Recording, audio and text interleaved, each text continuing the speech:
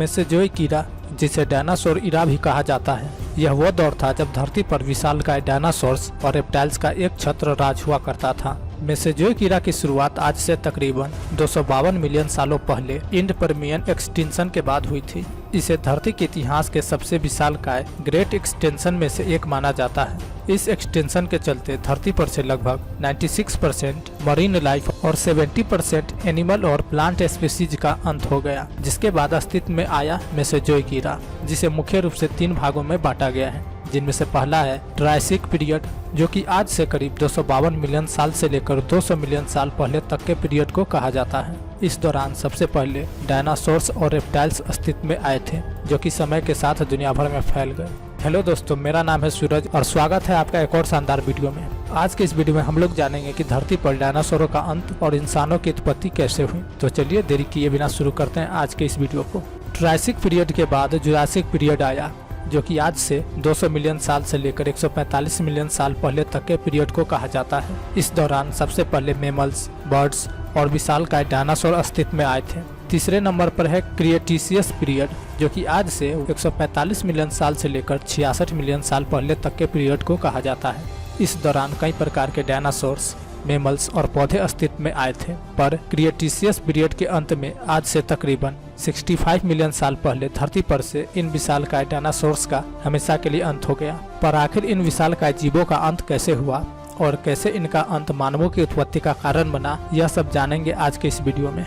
लेकिन उससे पहले हम लोग जानते हैं कि आकाशगंगा के दूसरे छोर में कैसे डायनासोर्स रहते थे।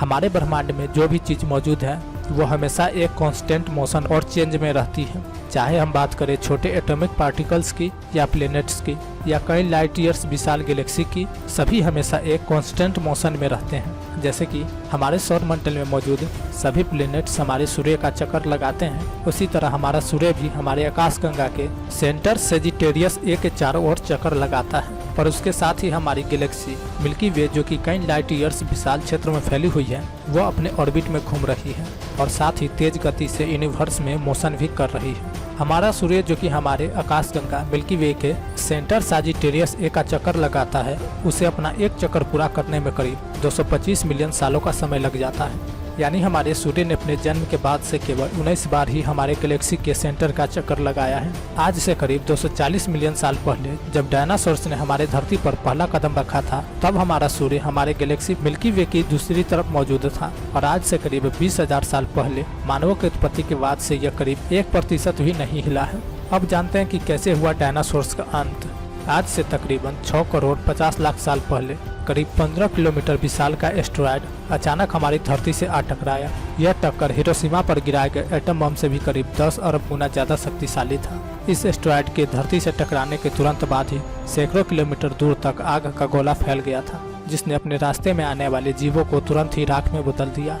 इस टक्कर से समुद्र में कई मीटर ऊंची खतरनाक लहरें उठी, जिन्होंने आधी दुनिया में तबाही मचा दी थी। इस टक्कर के बाद निकले धूल और राख धीरे धीरे आसमान में फैल गए, जिसके कारण हमारे धरती का वायुमंडल कई महीनों तक गैस और डस्ट से पूरी तरह ढक गया, जिससे हमारे सूर्य से आने वाली प्रकाश की किरणें धरती की सतह तक पहुंचना बंद हो गई, जिसने धरती के फूड चेन को इम्बैलेंस कर दिया। साथ ही इसकी वजह से हमारी धरती का तापमान कई डिग्री सेल्सियस तक गिर गया। अचानक आए इस महाविनाश की वजह से जीव जंतुओं और पौधे की कुछ प्रजातियां तुरंत ही नष्ट हो गई। कुछ महीनों बाद धीरे धीरे पृथ्वी के वायुमंडल में गैस और डस्ट साफ हुआ और प्रकाश की किरणें धरती तक पहुँचने लगी।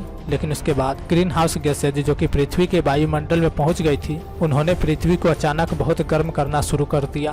तापमान में आए इन भयानक उतार चढ़ाव ने कई और प्रजातियों को नष्ट कर दिया। अब जानते हैं कि मास एक्सटिंक्शन के बाद जीवन की वापसी कैसे हुई। इस मास एक्सटिंक्शन की घटना को क्रिटेशियस पैलियोजीन एक्सटिंक्शन इवेंट के नाम से जाना जाता है। इस भयानक तबाही के चलते धरती पर रहने वाले तकरीबन 75% एनिमल और प्लेनेट स्पीसीज हमेशा के लिए विलुप्त हो गए। धरती पर रहने वाले 25 किलोग्राम से ज्यादा वजनी वाले सभी जीवों का खात्मा हो गया। साथ ही पेड़ पौधों की कई प्रजातियां भी विलुप्त हो गई। पर इस भयानक तबाही के बावजूद कुछ छोटे मैमल्स और उड़ने वाले डायनासोर्स अपने आप को बचाने में कामयाब रहे। ये मैमल्स काफी छोटे थे, जो कि काफी हद तक आज के चूहों की तरह दिखाई देते थे।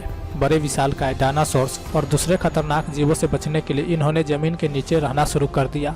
ये जीव बाद में जाकर आज के आधुनिक मैमल्स के रूप में इवॉल्व हुए, जिनमें इस वीडियो में देख रहे होमो सैपियंस भी शामिल हैं। पर इन मैमल्स के साथ ही कुछ उड़ने वाले डायनासोर्स भी अपने आप को इस भयानक तबाही से बचाने में कामयाब रहे, जिन्होंने बाद में जाकर अपने आप को आज के पक्षियों के रूप में इवॉल्व किया।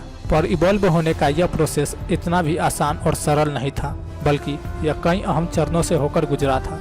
डायनासोर्स के खात्मे के बाद पृथ्वी पर जीवन की दोबारा वापसी कैसे हुई, इसके बारे में हाल ही में साइंस जर्नल में एक रिपोर्ट छपी है। रिपोर्ट के लेखक टाइलर लाइसन का कहना है कि इस नई खोज से ओरिजिन ऑफ मॉडर्न वर्ल्ड से जुड़ी कई अहम जानकारियां मिलती हैं। अब चलिए जानते हैं कि अमेरिकी शोध में मिले सुराग कौन कौन से हैं।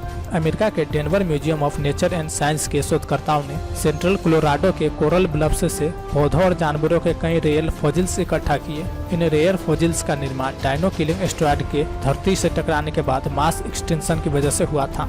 वैज्ञानिकों ने इन रेयर फॉजिल्स का कई सालों तक अध्ययन किया, जिससे उन्हें इस मास एक्सटेंशन और उसके बाद हुए जीवों के इवोल्यूशन से जुड़ी कई अहम जानकारियों का पता चला। साइंस जर्नल में छपी रिपोर्ट में एक्सटेंशन के बाद के पहले 10 लाख सालों में जीवों और पौधे के इवोल्यूशन और उनके इकोसिस्टम को लेकर एक रिपोर्ट पेश किया गया है। अब जानते हैं कि कितने चरणों में हुआ था मास एक्सटेंशन। वैज्ञानिकों को पहले भी विशाल का एस्टेरॉयड के पृथ्वी से टकराने और उसके बाद हुई तबाही के छोटे मोटे सबूत मिलते रहे, लेकिन धरती पर इतने बड़े पैमाने पर हुई तबाही और मास एक्सटेंशन के प्रमाण कभी नहीं मिले। इस हालिया रिसर्च रिपोर्ट में सैकड़ों फॉजिल्स की जांच की गई, जो कम से कम 16 जीवों और 600 से ज्यादा पौधे के हैं। जिसके बाद वैज्ञानिकों का कहना है कि एस्टेरॉयड के पृथ्वी से टकराने के तुरंत बाद धरती का सारा वायुमंडल कई किलोमीटर मोटे धूल और राख के चादर से ढक गया था, जिसने कई महीनों तक सूर्य की किरणों को जमीन में पड़ने नहीं दिया। इसकी वजह से धूप पर निर्भर रहने वाले पेड़ पौधे कुछ दिनों के बाद मर गए, पर इसकी वजह से धरती पर खाने का संकट पैदा हो गया और धीरे धीरे कर बड़े जीव जंतु मरने लगे। धरती पर जीवन को दोबारा फलने फूलने में काफी समय लग गया। एस्टेरॉयड के टकराने के करीब 1 लाख साल बाद जंगलों में तार के पेड़ों का विस्तार हो गया था और छोटे चूहे जैसे दिखने वाले मैमल्स का वजन मध्य और उत्तर अमेरिका में पाए जाने वाले रकून के बराबर हो गया था। इससे करीब 3 लाख साल के बाद अखरोट के पेड़ों में विविधता शुरू हुई और सबसे बड़े मैमल्स बीवर के आकार के हो गए थे। इस नए स्टडी के मुताबिक ये मैमल्स पेड़ों पर विकसित हो रहे थे, जहां धीरे धीरे उन्होंने 2 पैरों पर चलना शुरू कर दिया था। अब चलिए जानते हैं कि अवशेष क्या कहते हैं। फॉजिल्स का रिकॉर्ड दिखाता है कि 7 लाख साल के बाद फलदार पौधे की उत्पत्ति हो गई थी और ये धरती के एक बड़े हिस्से में फैल गए थे। इसके साथ ही 2 सबसे विशाल मैमल्स भी इसी दौर में नजर आने शुरू हुए। इनका वजन करीब 25 किलो और आकार भेड़िए के बराबर था। ये उन जीवों से करीब 100 गुना भारी थे जो डायनो किलिंग एस्टेरॉयड के धरती पर टकराने के बाद जिंदा बचे थे। देखा जाए तो यह बहुत तेज विकास था, पर आखिर ये मैमल्स समय के साथ बड़े क्यों हो रहे थे? इसके पीछे कई वजह हो सकती हैं, पर इनमें सबसे प्रमुख उस समय में उपलब्ध भोजन है। उस वक्त तक फलीदार पौधे, जिन्हें लेग्यूम प्लांट्स भी कहा जाता है, वो धीरे धीरे विकसित हो रहे थे। इसका मतलब यह है कि इन पौधे से मैमल्स को और ज्यादा प्रोटीन मिल रहा था, जिसकी वजह से इनका आकार बढ़ रहा था और साथ ही इनके ब्रेन का भी विकास हो रहा था। आज दिखाई देने वाले सारे मैमल्स ऐसे जीव हैं जिनका विकास उन जीवों से हुआ जो विलुप्त होने से बच गए। आज का वीडियो आप लोग को कैसा लगा कमेंट कर बताएं और ऐसे मजेदार वीडियो के लिए लाइक शेयर और सब्सक्राइब करना न भूलें। मिलते हैं अगले वीडियो में, तब तक के लिए जय हिंद, जय भारत।